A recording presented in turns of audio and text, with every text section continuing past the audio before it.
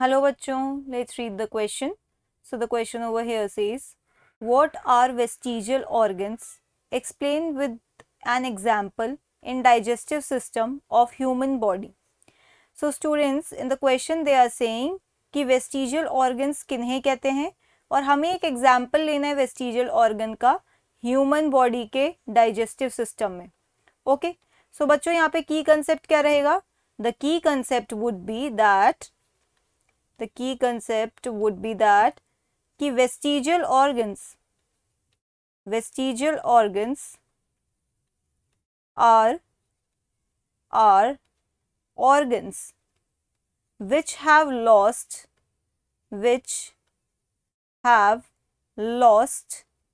their function as the organism evolved.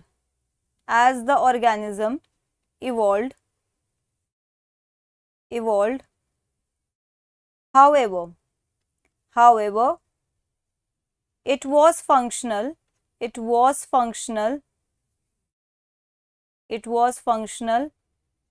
in the ancestors. ठीक है बच्चों, यहाँ हमने क्या बोला?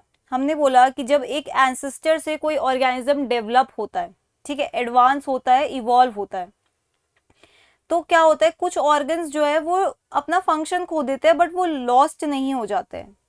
ठीक है, वो वहीं पर रह जाते हैं बट वो लॉस नहीं होते, उनके पास कोई फंक्शन नहीं होता, फिर भी वो लॉस नहीं होते. वो एंसेस्टर में जैसे प्रेजेंट थे वैसे हम में भी प्रेजेंट है, बस इतना है कि एंसेस्टर में वो फंक्शनल थे और हमारे में वो कैसे हैं, they have lost their function.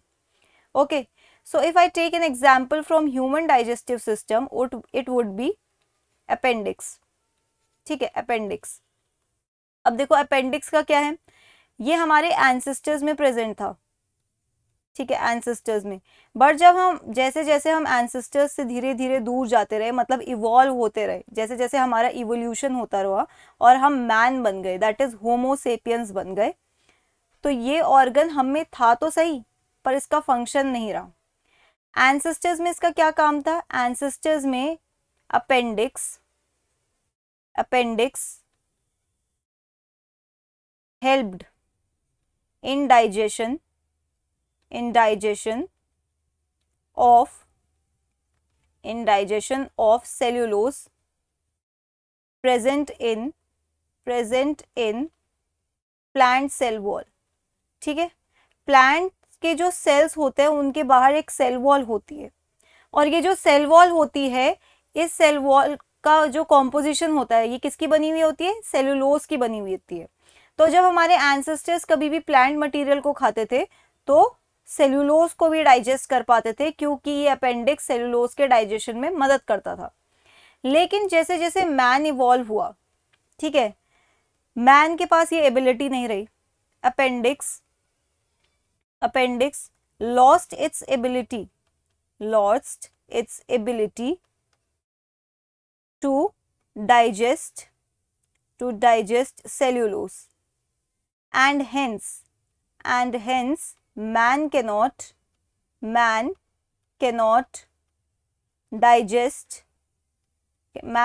digest cellulose. ठीक है, तो जब भी मैन कोई प्लांट मटेरियल खाता है और उसमें जो प्लांट सेल्स की सेल वॉल होती है, हम उसको डाइजेस्ट नहीं कर सकते, क्योंकि हमारे पास सेलुलोज को डाइजेस्ट करने की जो भी रिक्वायरमेंट है, जो भी एंजाइम है, वो नहीं है. ठीक है, पहले ये मदद कौन करता था? अपेंडिक्स. अब ये नॉन फंक्शनल हो गया इस रिस्पेक्ट में. ठीक है, तो ह्यूमन डाइजेस्टिव सिस्टम में हमने क्या एग्जाम्पल लिया है? Appendix of human digestive system. अब बच्चों, ऑल्दो अपेंडिक्स ने ये फंक्शन लॉस्ट कर दिया है, that is to help in digestion of cellulose, लेकिन इसका मतलब ये नहीं है कि अपेंडिक्स का कोई फंक्शन नहीं है, बिल्कुल ही फंक्शनलेस है. नहीं, अपेंडिक्स का अपेरेंटली कुछ और भी फंक्शन है, कुछ और ही फंक्शन है. Appendix shelters many good bacteria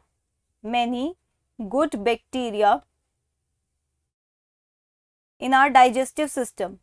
ठीक है, हमारे डाइजेस्टिव सिस्टम में बहुत सारे बैक्टीरिया प्रेजेंट है. जब हमारे डाइजेस्टिव सिस्टम में कोई bad bacteria, that is harmful bacteria, that is pathogen आ जाता है तो कोई डिजीज हो जाता है। लेकिन अदरवाइज भी अगर मैं बात करूं बैक्टीरिया की, तो ये ओमनी प्रेजेंट होते हैं, हर जगह प्रेजेंट होते हैं, इनफैक्ट आपके डाइजेस्टिव सिस्टम में भी। पर कौन से वाले प्रेजेंट होने चाहिए? Good bacteria. तो अपेंडिक्स क्या करता है? गुड बैक्टीरिया को शेल्टर देता है, आश्रय देता है, रहने की जगह देता है। Okay, so appendix shelters many good bacteria in our digestive system which help in digestion. ठीक है, डाइजेशन में मदद करते हैं। बट स्टिल अभी भी जो अपेंडिक्स है वो किसका डाइजेशन नहीं करवा सकता? वो सेलुलोज का डाइजेशन नहीं करवा सकता है। ओके बच्चों, so that's it for the question. I hope you understood it well. Best of luck.